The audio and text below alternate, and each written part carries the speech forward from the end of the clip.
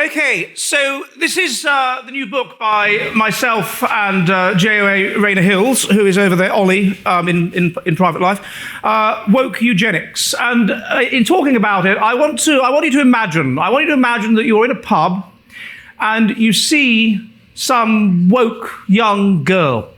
And she has blue hair, obviously, and tattoos, and maybe her left arm is lacerated with a few cuts where she's cut herself because she's sad. And she has a rainbow handbag and all of that stuff. And you go up to her and you say, "Can I buy you a drink?" And she says, "No, I don't accept drinks from racists and eugenicists." And you go, "Please, I really admire what you're doing for us. Please, can I buy you a drink?" And you're like, "No, absolutely not. I will never accept a drink from a racist and a eugenicist and a Nazi." You say, "Oh, that is brilliant. I really believe you. I really believe that you believe what you're saying and that you're actually woke. Of course, we both know that you are a crypto-nationalist and you have been sent by Darwin to bring our people back to genetic health and to sanity. But I really believe you. Please, can I buy you a drink?" And she gets more angry and says, "Look, I'm going to start filming you with my phone and put it online. Look, please, look, the Royal Oak is just down the road and get you a gin and tonic." And it goes on like this because your natural inclination should, of course, be as a person that believes in reason and logic, or as a person, as some of you are, who is a nationalist, who is interested in the good of your nation, that sees yourself as part of a long line from the ancestors that have established, let's face it, the most successful group the world has ever known, which is responsible for all of this that we have around us, by which I, of course, mean the English. And their subsidiaries in Denmark and the Netherlands and America and so on. That you should actually like this person. You should actually appreciate this person, because this person is the essence of a group-level adaptation. In the same way that a genius can be seen to be group-selected, often he does not pass on his genes himself, he does not have children, he's some weirdo, but he innovates things which assist his tribe in the battle with other tribes and thus indirectly passes on his genes. Or the soldier lays down his life and thus preserves more of his genetic interests and passes on his genes. Well, this woke woman, I would like to suggest to you, is doing exactly that. She is group selected. She is sacrificing her personal genetic interests in order to ensure that white people, European people, whatever, will become genetically healthy once again. Will become mentally stable, will become religious, will become conservative, will become all of the things, will become intelligent, will become all of the things that we were under harsh Darwinian selection for until the Industrial Revolution. She is bringing down the modern world. She is bringing down the reason why we have to meet in Budapest rather than London, in order to ensure that everything will be okay in the end.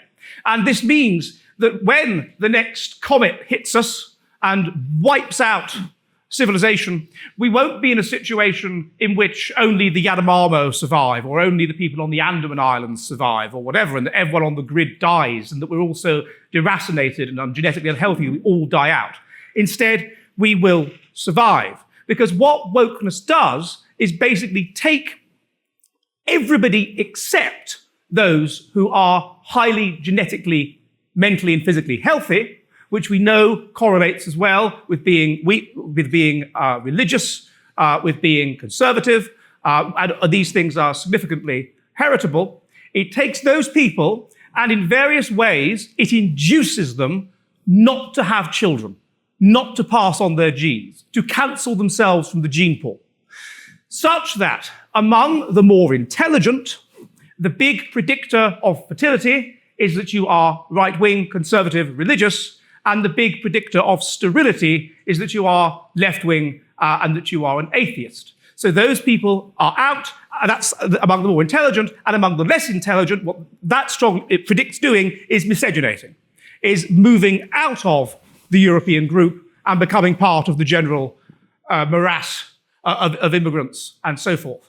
And so wokeness is pushing for this, and thus it's pushing for a future in which European man, as I said, is like the pre-industrial norm. Is intelligent, is conservative, religious, and genetically healthy, is high in that fitness factor, which means that when civilization is brought down, Europeans will be able to successfully fight against their competitors, and when the next comet hits in or the next volcano erupts that brought down the Bronze Age, or the next volcano erupts that brought down the Iron Age, or whatever, then we are physically fit. Now, how is this the case? Well, if we look at the essence of wokeness, I think it can be useful to reduce it down to Jonathan Haidt's, it's a simplification, but Jonathan Haidt's 5 moral foundations. That is that we are a pack animal, therefore we must be both group-oriented and we must ascend the hierarchy of the pack in order to get more access to females or access to high-status males, and thus pass on our genes. So we have the group-oriented foundations of sanctity versus disgust, of obedience to authority, and of in-group loyalty. And we have the individually oriented foundations of equality, which ensures that you get more of the pie, even if you're low down in the group, and of harm avoidance, which means that you don't get harmed, even if you are low down in the group. Now, under the conditions of harsh selection that we were subject to until about 1800, as I said, we know because these things all intercorrelate, they're all pleiotripically related. We were selecting for conservatism, that is to say, being about equal in all 5 moral foundations, where leftists are simply high in the individually oriented foundations, in a concern with equality and harm avoidance. We were selecting for religiosity. We know this is significantly heritable, and so on. We have this fitness factor. Now, what you see with the Industrial Revolution is the collapse of harsh Darwinian selection pressure. Harsh Darwinian selection pressure child mortality goes from about 50% or 40%, something like that, in 1800 down to 1% today. And we can see this. I mean, I was born in 1980, and within my own lifetime, it was not uncommon for my great-grandparents' generation, she was born in 1902, to have lost a sibling as a child. This was common. And now to lose a child, it's tragic to lose a child. Obviously, it's awful. Nothing could be worse, but it's considerably less common. It's so uncommon. And this is because of this collapse in selection pressure. Now, what that was therefore being selected out under these harsh Darwinian conditions was mutation, which is almost always bad. And mutation of the body, having a bad immune system, whatever, is related to mutation of the mind. And so you have this fitness factor, and it collapsed. We have then a massive build-up of mutation. Now, what you would expect would be those who were the big carriers of mutation, the deviants would be generally in the direction away from what we were selecting for. So away from conservatism, away from religiosity, away from being ethnocentric. Now, it's true that you're going to get some mutation that will push people to be very right-wing. For example, at the moment, psychopathology is correlated with being very, very far right, because they like taking risks and they like offending people, and so they're far right, like some people in this room, perhaps. Like Yam. But then otherwise, in general, you would expect it to be in the direction of leftism, and indeed it is. And there are so many markers of this. People who are left-wing, their faces are less symmetrical, they're more likely to be left-handed, they're shorter, they're more likely to be ill, they're more likely to be mentally ill. That's a huge thing. They're very significantly likely to be mentally ill. They're more likely to be sexual deviants, whatever. So the direction is leftism. Now, what you would expect is that this would build up and up and up in the population until a sort of tipping point was reached. And experiments indicate that when about 20% of a group believe a different thing, when about 20% of the group start dissenting, then they are seen as the up-and-coming young Turks, and very quickly the society shifts over to them. And I suspect, and what me and Ollie argue in the book, is that what happened was that we were this group-oriented society, and the tipping point, at least in England, was probably about 1963. Sex came rather late for me in 1963, somewhere between the end of the Chatterley ban and the Beatles' first LP.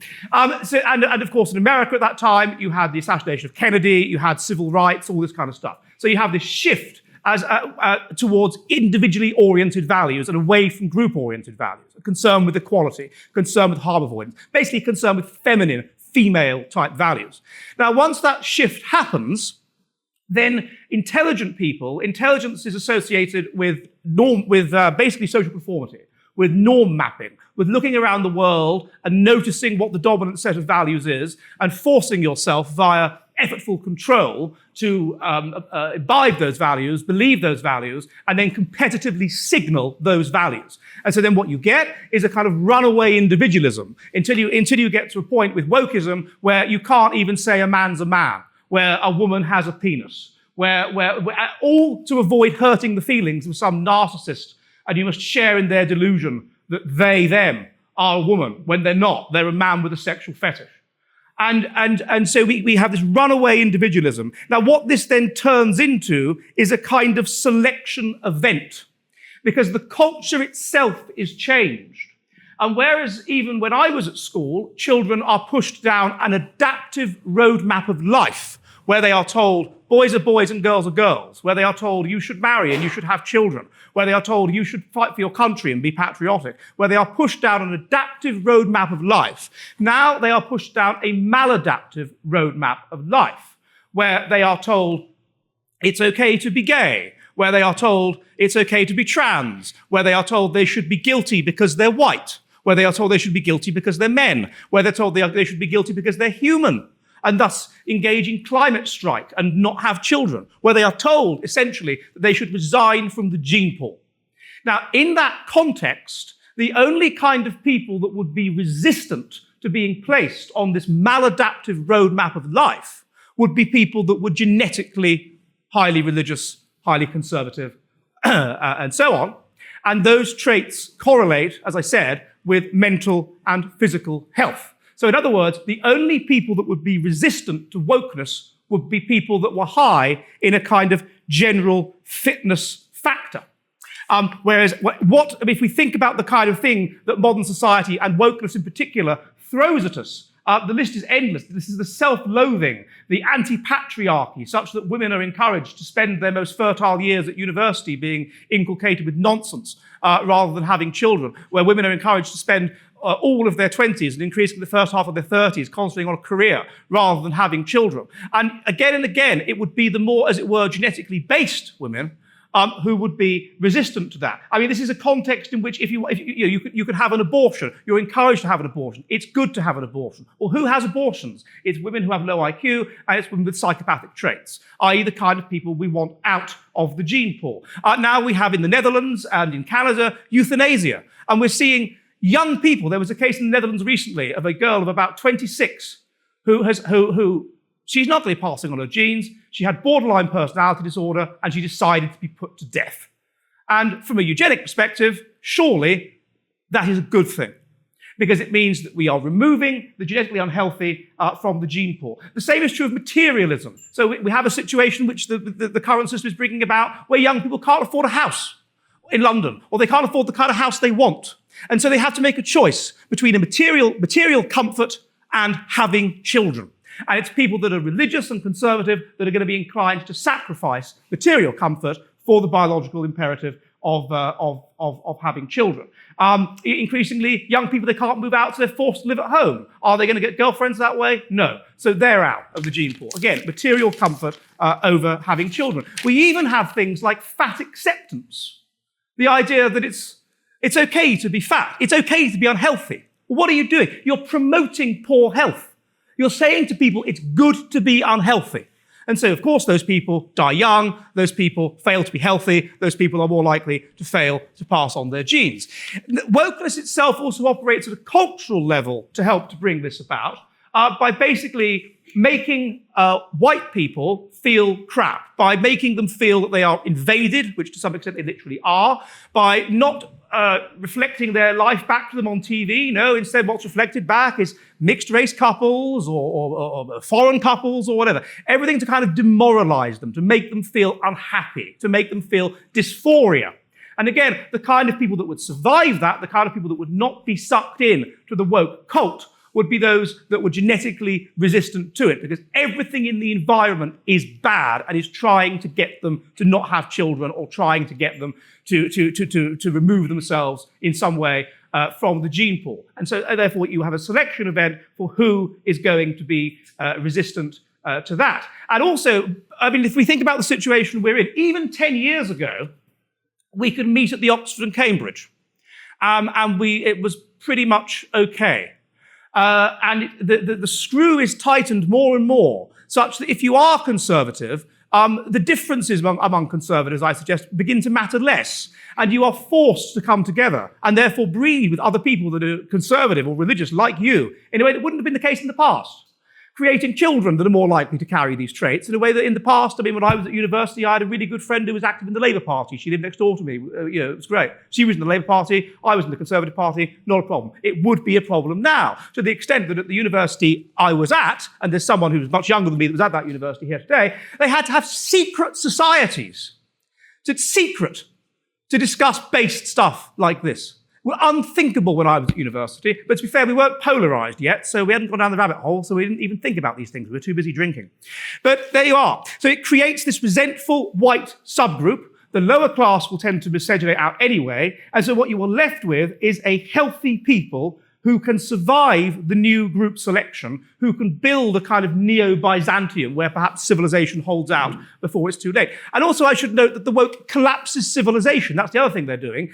In encouraging intelligent women to resign from the gene pool, they're helping to bring down civilization, to bring down the very conditions that genetically sick people like them are reliant on to survive, to bring down health service, to bring down functioning law, to basically create South Africa. That is what they are doing, and this is a selection event, the remnant survivors of which, therefore, are this healthy group who can carry on. So next time you are in a pub and you see this woke girl, let's imagine you manage to get her to the pub. You get the girl to the pub, and you say, what do you want? And she, gin and tonic? And she's like, yeah, okay. And do you want some pork scratching? No, I don't eat meat. Of course you don't. Of course you don't eat meat. Well, cheers, and you drink with her, and then she says, look, I better be going now. And you say, please don't go, at least not yet. We need you. Right, thank you very much. Can I ask if my co-author has anything to add? If so, come here. Yeah, that was a pretty good summary of the book. I just would emphasize 3 points to emphasize. First one is that the woke polarizes society. It actually destroys the center and creates a kind of religious fundamentalist consciousness. Many of you will probably not consider yourselves religious, I'm sure, conservatives or atheists, but you have the experience of belonging to now, these days, a group. There's normies over there, and then there's you in the in-group. This is the kind of consciousness that's fundamentalists who isolate from the mainstream, have the parallel society is built on this principle. So that, like a sort of dialectic, by rejecting the right, far right principle so perfectly, the woke are kind of creating the far right. They're mirroring it, they're insulating it. It's a kind of Noah's Ark that will survive the breakdown of civilization. The second point, which is the Ted Kaczynski dimension. We have a whole chapter in the book devoted to Ted Kaczynski. You got to understand that the woke are accelerationists, but they're not the kind of accelerationists that are optimistic. They want to get to a kind of futurist utopia. They want to. The premise of the book is that the woke are just hate the modern world.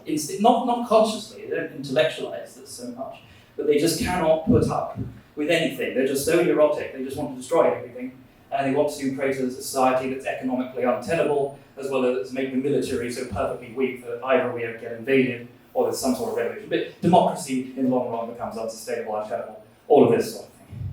And the third thing is that because this idea is kind of a meme, as much as it's a theory, the idea that the left are really on our side, we sort of want to join in and become accelerationists ourselves, which is why I had these signs printed. It's sort of idea that came to me later. So it says Allah is gay, Allah is bi, Allah is trans, Allah is all of us, right?